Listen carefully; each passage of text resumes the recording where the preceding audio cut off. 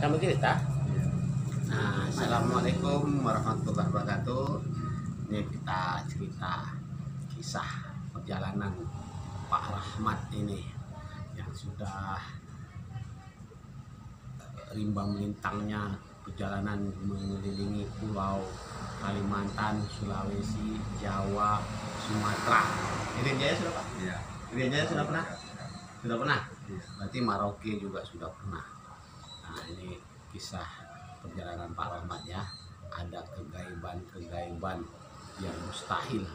Jadi kami tidak butuh Anda percaya atau tidak, tapi inilah kisah perjalanannya dari lahir ya. Kita cerita dari lahir nih, kita ketemu musafir dan mungkin Pak Rahmat ini karena musafir bisa aja langkahnya ke sana kemari, bisa kekal di sini atau mungkin bisa kekal di sana atau di sana sini.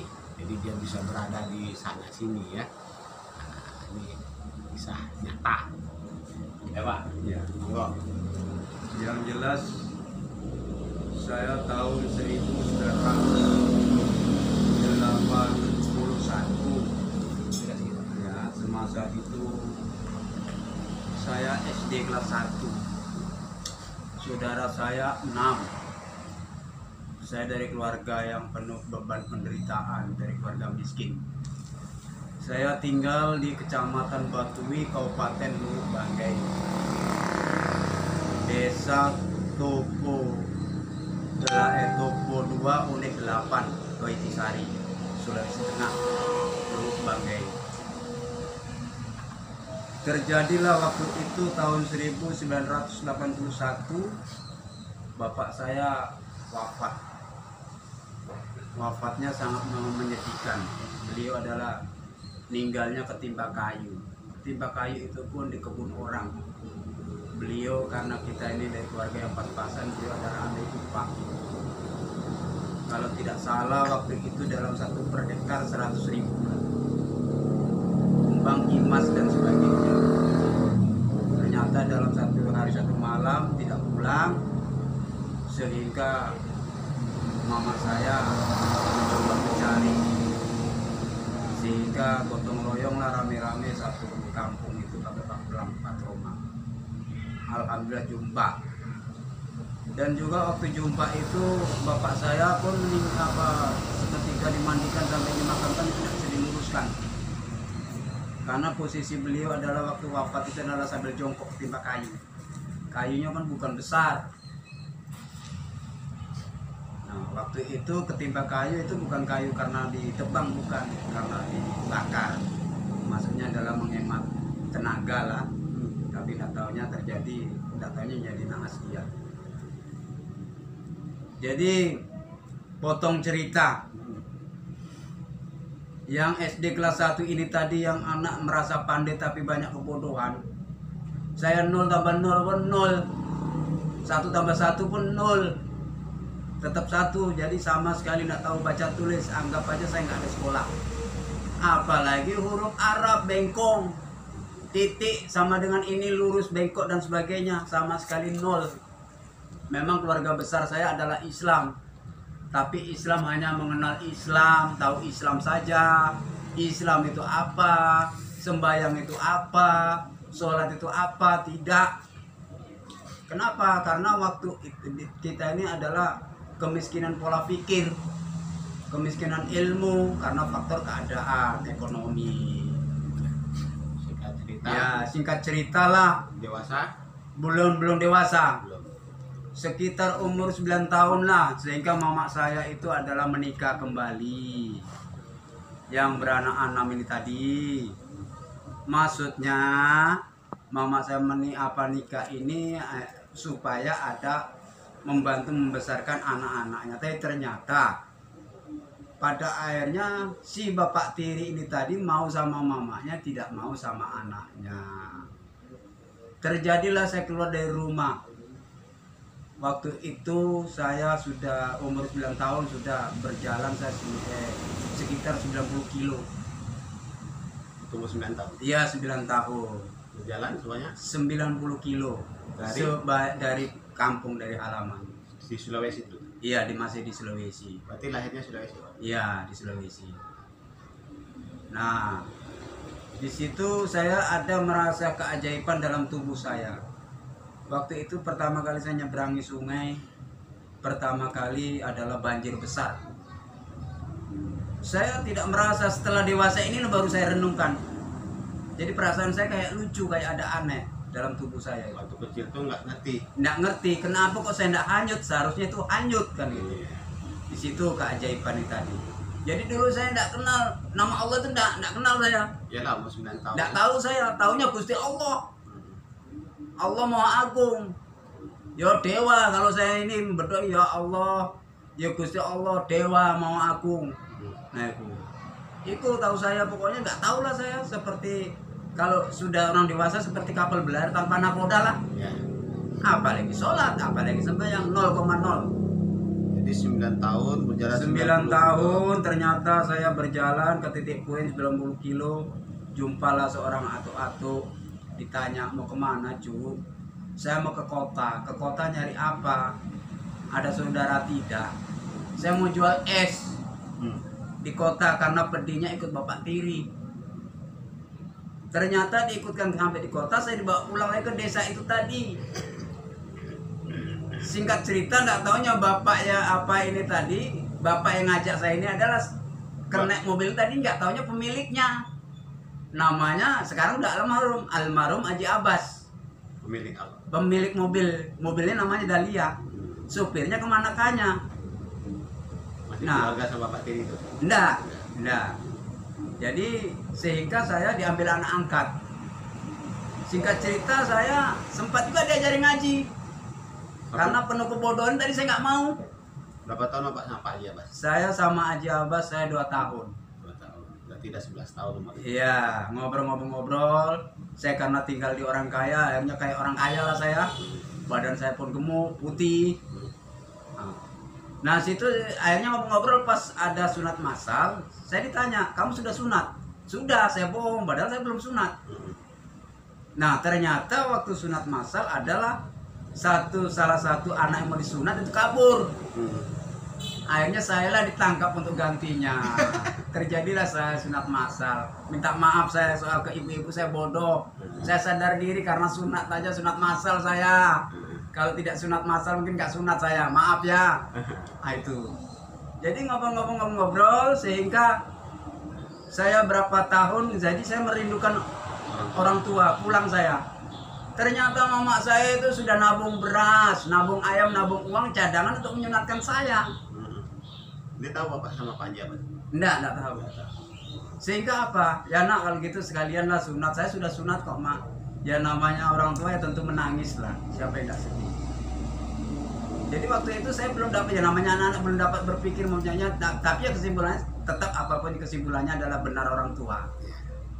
Apapun ceritanya ya mungkin karena faktor kebodohan, ya keilmuan atau keimanan itu nol. Islam saja tapi tidak mau mengkaji apa yang sesungguhnya Islam itu terus bagaimana sih kan gitu. Nah itu. Lagi perjalanan Sehingga Bapak? pergi lagi saya. Pergi lagi. Kemana lagi Pak? Sehingga saya sampai ke Jawa saya. Oh, ke Jawa gitu. Ya, ke tempat itu lagi. Sampai muak ibu itu, saya pun diusir, enggak mau saya. Ternyata lama-lama saya pergi ke kota. Adalah namanya kapal KM Kota Panjang, kapal kayu, bikinan Bagan Siapi Api. Dari Jawa sana? Dari Jawa. Nah, waktu itu saya pulang itu saya bawa kain sarung kakak saya punya. Itu pun sudah terbakar, sobek. Karena nggak ke apa ya istilahnya, untuk kenang-kenangan, takut kalau kangen. Sehingga saya itu naik ke kapal. Waktu itu kapal belum ada pelabuhan. Nah itu. Jadi Bapak dari Sulawesi ke Jawa? Iya, ke Jawa saya. Akhirnya waktu itu saya kan takut ketahuan, orang itu pagi sampai sorenya. Saya sembunyi di atas koci di dalam. Ternyata adalah satu pelayan dapur, dia ngangkat pakaian jemuran ke atas. Loh, kok ada anak kecil? Siapa? Nggak mau kemana? Dari mana? Saya dari ini. Loh, ayo turun ke bawah, dikasih makan lah saya. Nengok saya makan kayak gunung pindah. Banyak nasinya karena 1 hari belum makan. Itu nasi habis, tambah lagi. Dikasih pisang ampun besar-besar segini, 2 biji habis lagi. Itu kapal tuh mau arah kemana, Pak? Mau ke Surabaya waktu Surabaya. itu ya, masih bongkar barang. Jadi ikut ke Surabaya gitu. Iya. Nah, namanya saya ini tadi sadar biasa ikut orang. Hari saya cuci piring. Habis cuci piring saya tengok pakaian, nggak tahu pakaian siapa direndam, saya cuci. Saya nggak ada merasa itu ngambil hati orang itu, tidak. Yang penting karena saya sudah dikasih makan sudah kuat. Ternyata orang itu kembali sayang sama saya, dipertahankan. Berapa tahun, Pak? Alhamdulillah sempat saya 5 tahun. Di kapal. Iya, di kapal. Berarti bolak-balik. Iya, bolak-balik, bukan di kapal itu aja ya. Di Surabaya. Iya, Surabaya, Luwuk, Banggai lah. Ya, pokoknya muter-muter. Iya, mutar-mutar. Ikut jadi nakoda kapal. Iya, akhirnya saya jadi anak angkat kapal itulah. Berarti udah dewasa lah tuh, umur berapa? Belum. 5 tahun berarti Ya, sampai ya sudah 16-an ya. 16 tahun. Waktu itu gaji saya 5.000 satu bulan. Digaji 5.000 saya sama cincunya. Jadi Tapi setelah- kerja saya nyuci baju lah, yang ngepel-ngepel lah, cuci piring, pokoknya nggak tahu. lagi perjalanannya kemana lagi, Pak? Setelah itu, setelah keluar dari kapal. Ngobrol-ngobrol, ada keajaiban dalam tidur. Hmm. Waktu itu saya ke Luwuk, saya terimalah surat dari kakak saya pun SD kelas 2. Tulisannya nggak ada putus-putus, panjang sepanjang buku. Jadi perasaan saya sedih, bagaimana saya bisa baca, sedangkan saya nggak tahu baca tulis. Saya mintalah dibacakan sama kawan, nggak taunya A dikatakan C, C dikatakan F. Apa dia bilang abang itu? Adikku yang tersayang, kamu sehat-sehat saja nya adik. Yang baik-baik ya, kalau ikut orang, kalau kerja yang bagus-bagus ya, yang jujur, yang hemat. Jadi rasa senang lah, saya bahagia. Nah ternyata lama-lama orang itu ngobrol-ngobrol, saya itu dibohongi supaya dia senang gitu. Iya. Sedih saya. Akhirnya malam itu saya, ya Allah, ya Dewa, ya Tuhan, ajarilah saya untuk baca tulis supaya saya jangan bodoh kayak ini. Saya yakin semua orang pintar karena Engkau. Nah, Kalau memang Engkau itu ada, ajarilah saya. Alhamdulillah saya tidak ada sekolah. Tapi insya Allah, alhamdulillah, bukan saya sombong karena saya banyak rasa syukur saya. Saya mau balapan sekarang ini. Kalau untuk baca tulis. Tapi saya nggak punya guru. Ya guru saya satu malam itu tadi. Sehingga putus cerita, banyaklah orang ini yang kena ini, baik yang suka sama saya, bos-bos kapal, nakoda kapal. Sehingga saya diminta, kamu gaji berapa situ? 5.000 Pak. Pak Kapten, padahal perlu kapten saja dipanggilin Pak Kapten. Ikut saya kamu, gaji 25.000, mau? Oh sangat mau lah kalau gitu. Ya udah, saya mau pindah Pak, sana saya dapat gaji 25.000. Pak mantap, ya sudah yang baik-baik ya, ya. Jadi saya pindahlah di kapal KM Holy Dumai, bikinan bagan si api-api juga. Itu benderanya BP Bata Permai Ekatama. Jadi arah kapal itu kemana, Pak? Ya sampai ke Pekanbaru 8 sekian saya sudah nginjak Pekanbaru 87. Oh, jadi sampailah ke Riau. Pekanbaru yaitu lewat Sungai Siak itulah. Saya sudah nginjak sampai kapal Dumai. Dumai pun sudah saya injak 87. Dari kapal Dumai tadi saya merasa kurang puas. Saya ingin mengarungi laut samudra. Pindah ke kapal Jupiter. Saya sudah bisa pakai bak kemudi kan? Sudah bisa di mesin. Ikut itu tadi berapa tahun, Pak? Saya 2 tahun juga. 2 tahun Ya, 2 ya. tahun. Berarti udah dewasa, Pak? Ya udah dewasa saya. Tapi pikiran saya lebih tambah jenius. Ya. Pokoknya pagi sore saya hanya Bismillah saja itu. Ya Allah tunjukkan ini, ajari saya supaya saya pandai ini. Karena ada pengalaman di Ya. laut, akhirnya jadi nakoda. Belum enggak sempat saya jadi nakoda. Karena ijazah enggak punya. Oh, gitu. Ya hanya sebatas saya jurumudi lah. Jadi ikut Jupiter lagi ke Ya. Jupiter lain saya adalah Jakarta, Surabaya, Semarang, baru ini Lampung, Matapioka. Matapioka. Iya. Habis gitu Jupiter saya pindah lagi ke pokoknya naik turun lah ke kapal Venesi. Kapal Venis. Nah, lama-lama akhirnya saya terdampar di Kalimantan Tengah. Sampit, Kecamatan Baamang, Kabupaten Sampit. Saya nggak ingat lagi kapal apa itu. Jadi di situ jumpalah sama seorang wanita. Ternyata dapatlah jumpa saya jodoh. Singkat cerita punya anak Singkat satu. cerita punya anak satu. Karena istri saya itu ingin saya tinggal di darat, kerjalah saya kerjanya. Terjadilah retak rumah tangga ya, faktor ekonomi lah. Jadi singkat ceritanya, biasa kerja di laut, jadi kerja di darat. ya, Tidak bisa. ya. Jadi tahun 1999 bisa. Jadi sampai sekarang lah saya seorang diri. Kita dari Kalimantan bapak kemana lagi? Langsung ke Surabaya. Lagi Surabaya baru Bagan Siap Api. Pulang lagi bapak. Iya, Bagan Siap Api. Naik kapal juga dari Surabaya. Bagan Siap Api. Kenapa bapak pilih ke arah Bagan Siap Api Riau? Ya, karena kapalnya dari Surabaya ke Bagan sih. Oh, jadi bapak mau menjauh Iya. dari dunia Iya. bapak.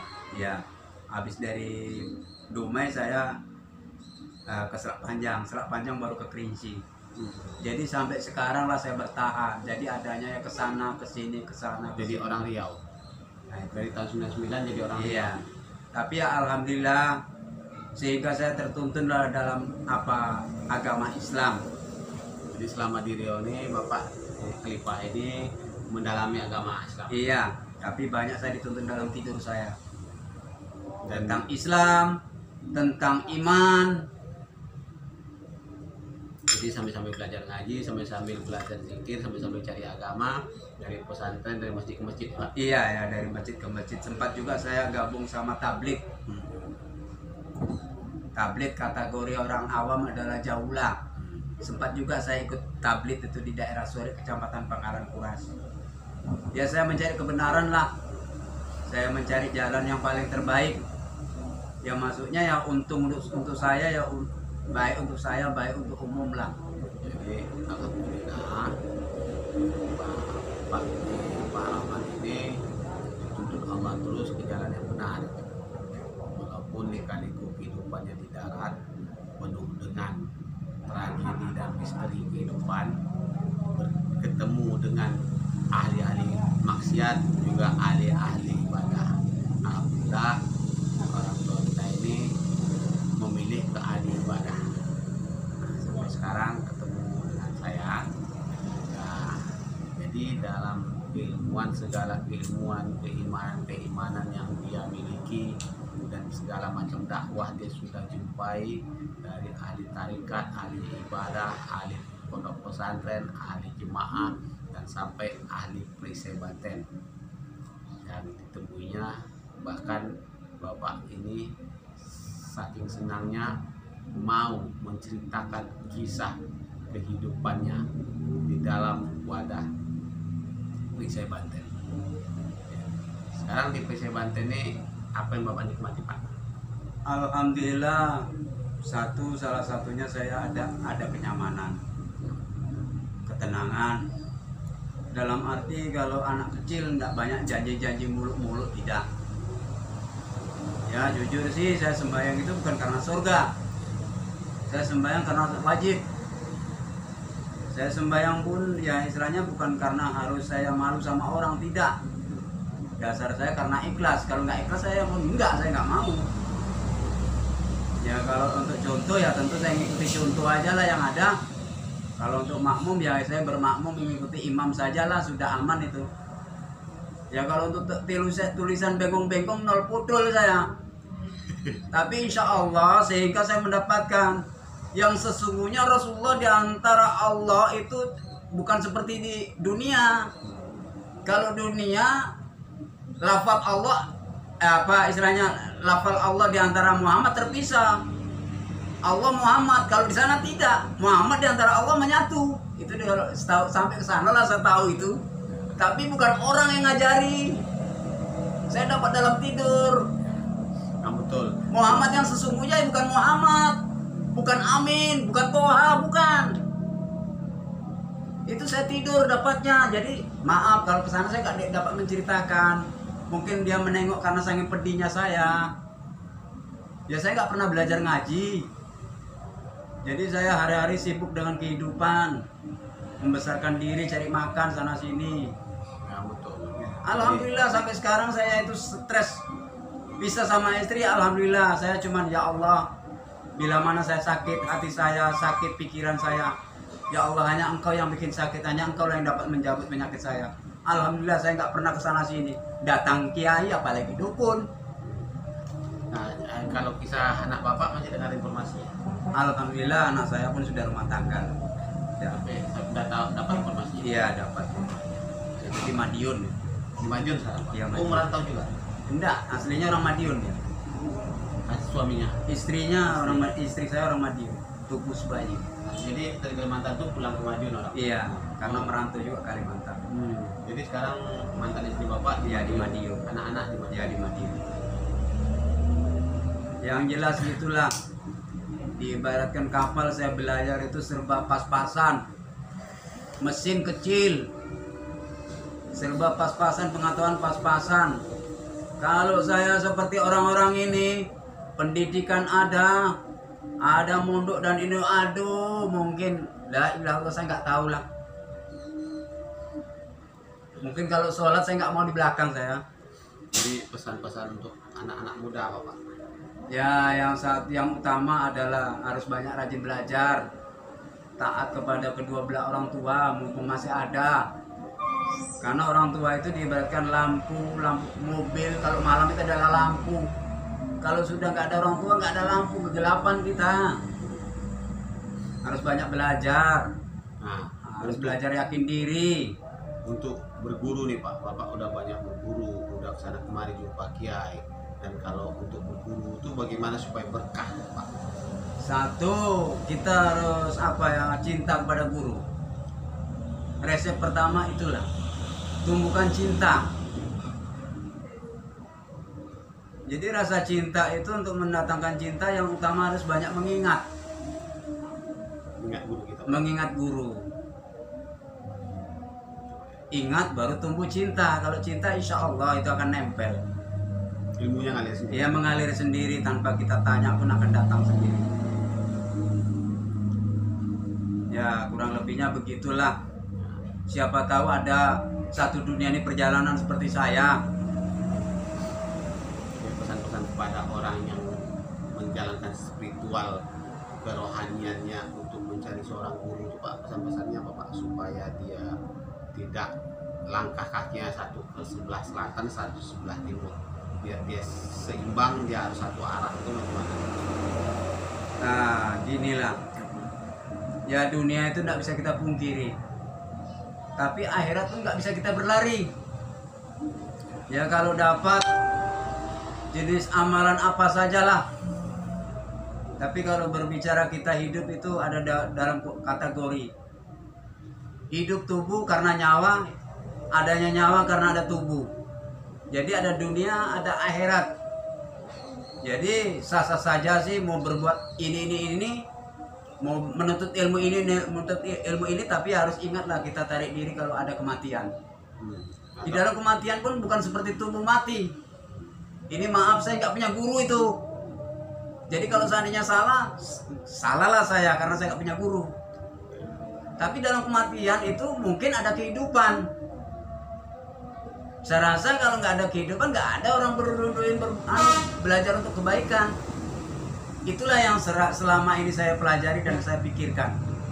Jadi intinya hidup ini harus berbuat baik terus. Ya berbuat baik. Yang utama pada diri sendiri, jangan dikhianati. Yang kedua kepada bapak ibu. Ya kalau masih ada harus berbakti, semoga soleh dan soleha.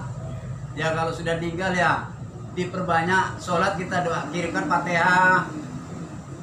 Baru yang ketiga adalah kepada saudara kandung, ipar.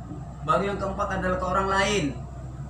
Terus mendoakan orang muslimin, muslimat, wal mukminin wal mukminat.